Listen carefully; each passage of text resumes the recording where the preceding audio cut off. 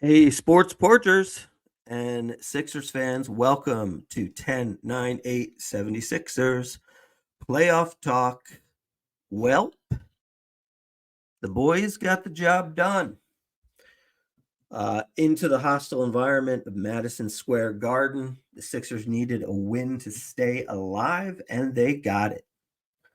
So, by the way, the Sixers are 0-17 lifetime when trailing a series 3-1. So, of course, what that means is they're due. They're due. It's got to happen at some point, right? So I heard that earlier today and actually kind of helped me feel good about the game. Um, I'll tell you what, these games are agonizing. I mean, look, it's two very even teams playing.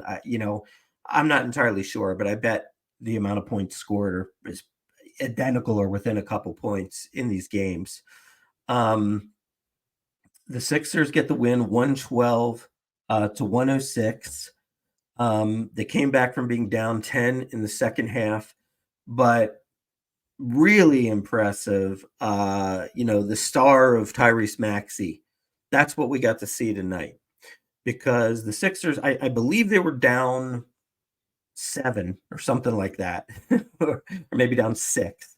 Yeah, they were down 6 with, I think, about 28 seconds left.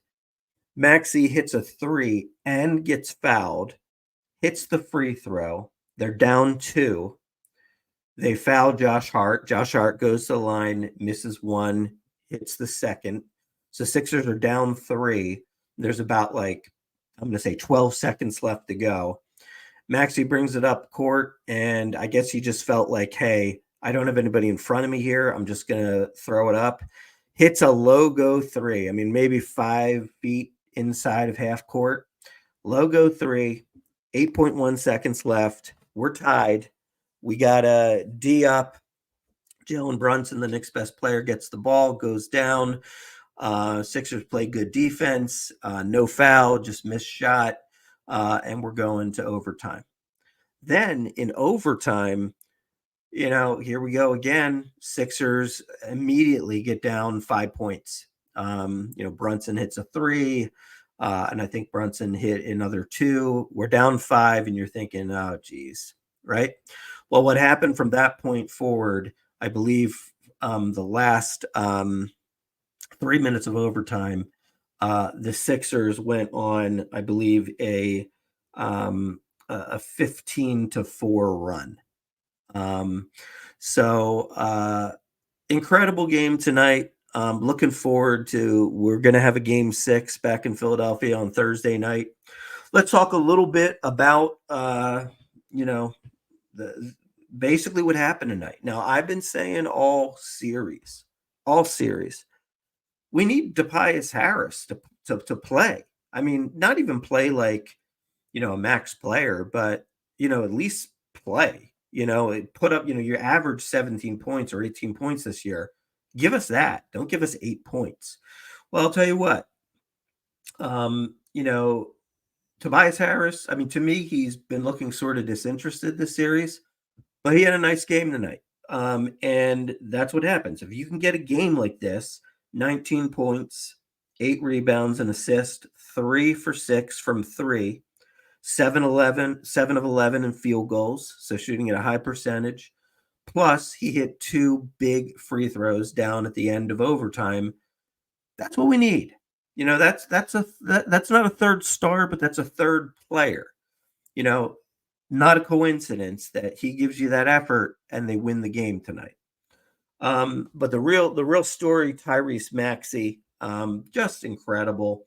46 points tonight, 5 rebounds, 9 assists. He went 7 of 12 from 3. Really hitting all the big buckets in the fourth quarter. We'd be down 3. He'd hit a 3 to tie it.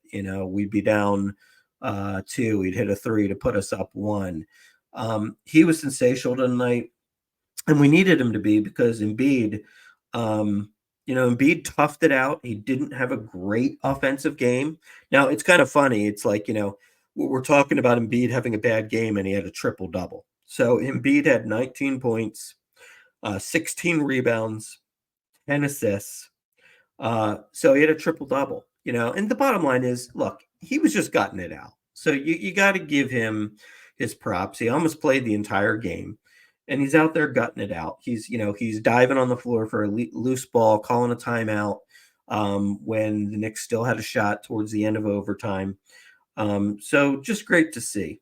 They also got a decent effort from Kelly Oubre, 14 points, 4 assists. Oubre also made a couple key baskets, one at the end of regulation, one at the end of overtime where he got down low. Maxey or Embiid found him on a pass, and he put in a tough shot at the rim. The bench was, we got some decent points out of the bench. We got 14 points out of the bench. Batum, he had 8 points, 8 rebounds. Campaign had 6 points, 2 rebounds, and both of them had 2 3-pointers. So it was good to get some effort off the bench. Now, as far as the Knicks were concerned, I mean, look, Jalen Brunson did his thing. He's a superstar. He put up 40, 3, and 6. Although the one thing that I would say is, for even though he scored 40 points, so you can't complain about that, right? But Jalen Brunson basically being a point guard, you for him to have a great game, he's really got to have over 10 assists. So what I would kind of say is he noticed that his team wasn't hitting a lot of shots tonight, and so he was taking them on himself, which I think was a good thing. For him anyway, but and for the Knicks, which I completely dislike. But it wasn't a great game. I think in a sense, like, the Sixers kind of had the attitude of, hey, look, you get yours, but we're not going to let anybody else beat us. And that's essentially what happened. I mean, a few guys had some decent games. Anunoby had 17 points and 6 rebounds, but also didn't have any assists, so he wasn't moving the ball. Josh Hart, just a heart and soul player, 18 points, 9 rebounds, 4 assists, solid game for him, but he also missed some free throws, and he also, was really off from 3. McBride, good little player, good bench player, 14 points, 4 rebounds, 4 assists, but not really much else. The big guys, they kind of held Embiid in check somewhat, if you want to call a triple-double being held in check. But they didn't really get much from them offensively. Overall, Sixers just got the job done. They needed a gritty win, and that's what they got. So looking at a little bit at the team stats, Sixers out-threed the Knicks 15-10. And then also, just as important, their 3-point percentage was 38.5%. The Knicks was 27.8%, so not very good. Rebounds, we out-rebounded the Knicks 46-40. And here's the key stat. Offensive rebounds, we out-offensive rebounded the Knicks 12-6. There was a good effort on the floor tonight. Batum, Harris, Embiid, even Maxey, really getting after those rebounds. So that was huge. Also assists, Sixers 28, Knicks 19. Just kind of shows you Sixers were moving the ball a little bit better than the Knicks. Also points in the paint got back to normal. 38 for the Sixers, 40 for the Knicks. So about even. Okay, you want it to be even. Some of these games that they've lost, it's the points in the paint have been way in the favor of the Knicks, and that's not good.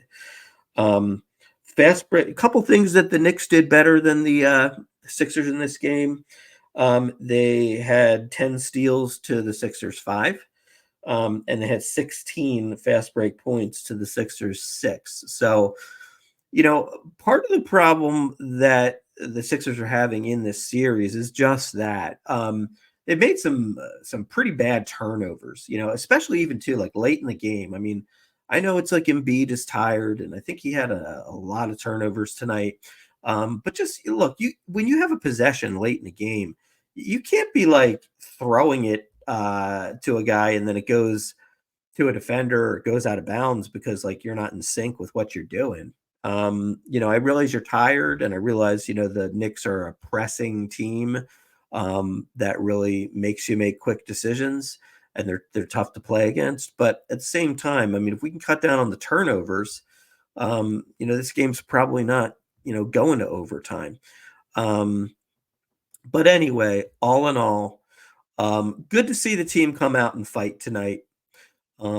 Like I said, we all know that the game two was stolen from the Sixers. So it's almost like they should be, going home up 3-2, but they're not. They're going home down 3-2.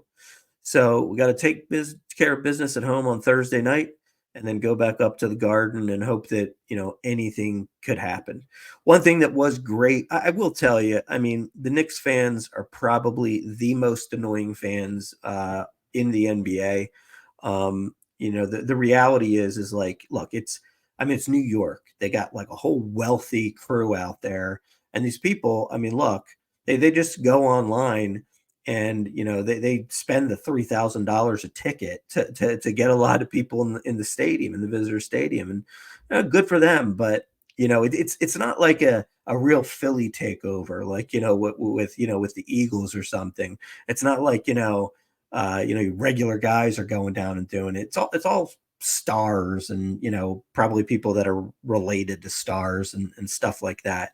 Like when they pan across the screen and it's like, you see Ben Stiller's there and I don't know, the guy who was in Curb Your Enthusiasm is there and all these stars are there and they're just like I'll tell you and all these like former Knicks are there who by the way none of them won anything, right? And it's just like they're all so excited and they're all so cocky and it's just great. It's great to see them. They went down there for a party tonight and they went home with their tail between their legs and sobbing and feeling uh horrible, right? And now they get to think to themselves, oh my god, are we going to blow a 3-1 series lead?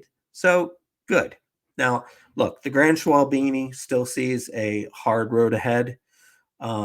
I did the Grand Schwalbini did predict. Now, also, I will admit I incorrectly predicted the series, Sixers and 6. Although, had the Maxey foul counted in Game 2, they could be going home 3-2, and then it would have been Sixers and 6. But look, it didn't happen. I acknowledge that. So, that prediction won't come to be. But the Grand Schwalbini after what happened said that the Sixers will get this back to 7 games, and I believe that will be true. So I'm looking forward to a win on Thursday night. And you know how the Grand Schwalbini signs off. It's 10-9-8 76ers. Peace.